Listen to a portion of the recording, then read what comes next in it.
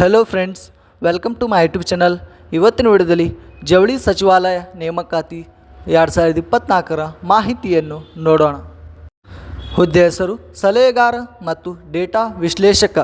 ಒಟ್ಟು ಹುದ್ದೆಗಳು 2.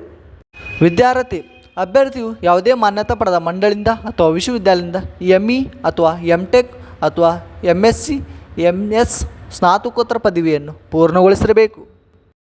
ವಯೋಮಿತಿ ಜವಳಿ ಸಚಿವಾಲಯ ನೇಮಕಾತಿ ಅಧಿಕೃತ ಅಧಿಸೂಚನೆ ಪ್ರಕಾರ ಅಭ್ಯರ್ಥಿಯು ಗರಿಷ್ಠ ವಯಸ್ಸು 50 ವರ್ಷಗಳನ್ನು ಹೊಂದಿರಬೇಕು.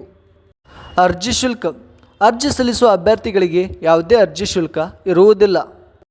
ವೇತನ ಶ್ರೇಣಿ ನೇಮಕಾತಿ ಅಧಿಕೃತ ಅಧಿಸೂಚನೆ ಪ್ರಕಾರ ಮಾಸಿಕ 80,000ರಿಂದ 2,65,000 ರೂಪಾಯಿ ವೇತನವನ್ನು ನಿಗದಿಪಡಿಸಲಾಗಿದೆ. ಆಯ್ಕೆ ವಿಧಾನ ಅಭ್ಯರ್ಥಿಗಳನ್ನು ಸಂದರ್ಶನ ಮೂಲಕ ಆಯ್ಕೆ ಮಾಡಲಾಗುತ್ತದೆ.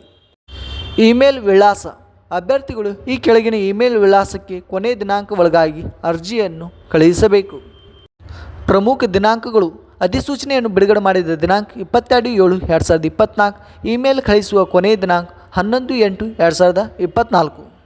ಹೀಗೆ ಹೆಚ್ಚಿನ ಉದ್ಯೋಗ ಮಾಹಿತಿಗಾಗಿ ನಮ್ಮ ಯೂಟ್ಯೂಬ್ ಚಾನಲನ್ನು ಸಬ್ಸ್ಕ್ರೈಬ್ ಮಾಡಿ. Thank you friends.